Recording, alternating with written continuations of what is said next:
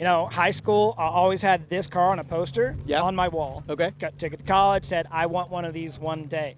Never really thought it would be attainable. Yeah. But thanks to the college degree and then working in IT. Yeah. All right, worked out. you're able to stack some cash and say, cool, I'm going to go and do this.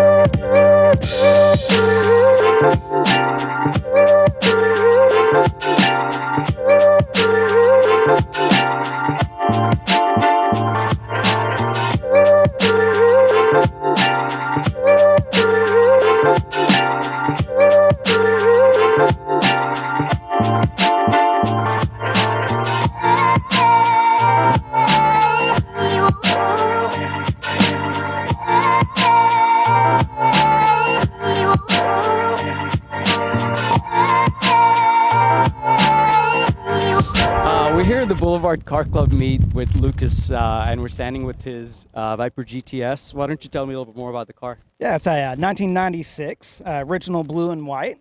Got it in 2006 up from the Pennsylvania area. So I called the people who had it for sale and said, you put it on a trailer and bring it down to Dallas, I'll buy it for what you're asking for. Okay. And so at the time, that was about $42,000 Nice. for this car. Yep. And how much do you think it's worth now?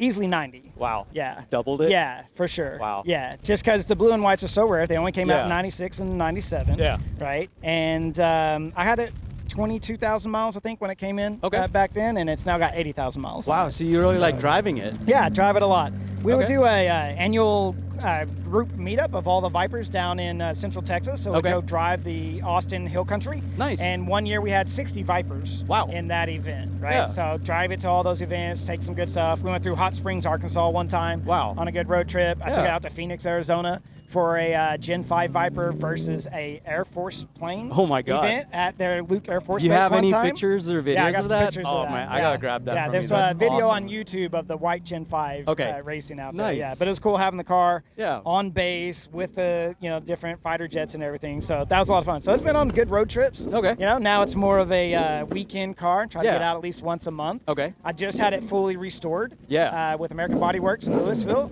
Okay. So they repainted everything. Wow. We put a full PPF on it, ceramic coated it, powder coated calipers, wheels, full sound deadening on the inside because it's a Bellinger headers and straight back exhaust. So it was 103 decibels, still is, but on the inside now with sound deadening, it's only about 90 decibels. So you're not totally deaf. Not totally deaf from that yet. Yeah, but it's been a fun car. So I just wanted it to be looking better than it was new. Nice. And so sent it through a process and got it fully redone. And how much did that process cost? Yeah, that's a bit of money, Okay. Yeah. So I probably spent 30 grand. Was your on getting everything significant done. other happy with that decision? Well, so it happened after I lost my wife. And so that was one of the things I did for me to be able to help, like, hey, all right, I'm going to make this thing brand new again. Well, just step in the bear trap right No, there. it's okay. It's okay. Yeah.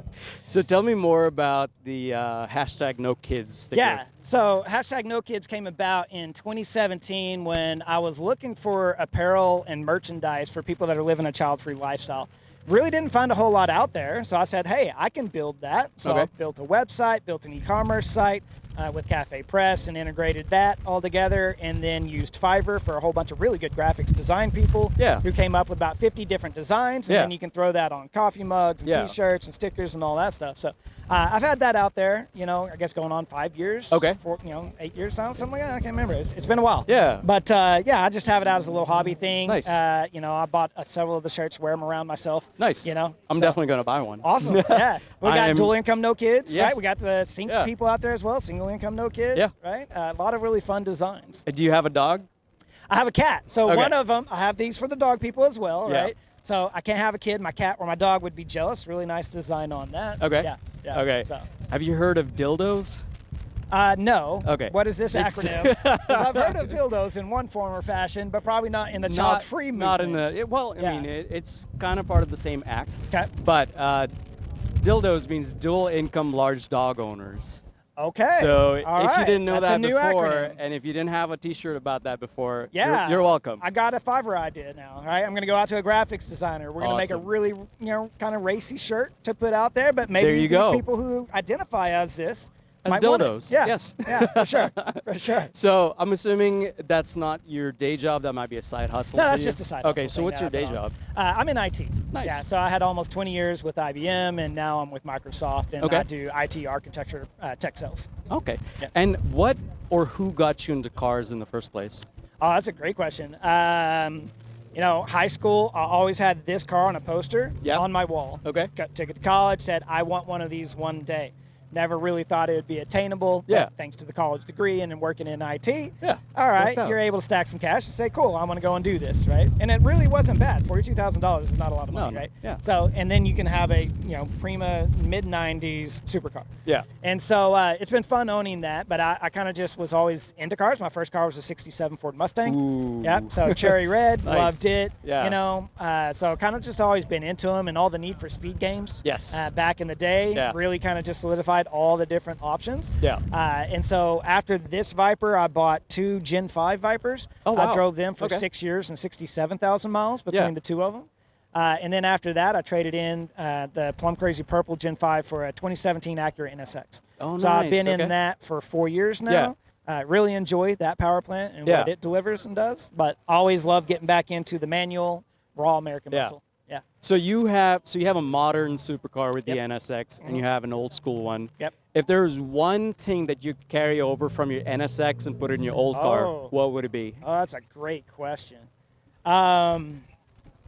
So probably it's suspension and brakes. Okay. Right? Because this one does not have that, right? Yeah. These brakes are trash. They're really small. Yeah. It'll get up and get moving really fast, but it doesn't stop very Yeah. well. So I'd say that's what these mid-90s cars need. Better Okay. suspension, better brakes. Yeah. Awesome. But that's part of the rawness of it. I mean, this was a race car that was barely made street legal. Exactly. Right? There's Yeah. no analog brakes, no traction control. It's all on you and your right foot for this car. Yeah. Right? They brought that into the Gen 5 Viper, but in this one, it's all about just being a driver. Okay. Right? So, Nice. Yeah. Well, thank you so much for your time. I really Yeah, appreciate absolutely. it. So, Yeah. Thanks, man. awesome.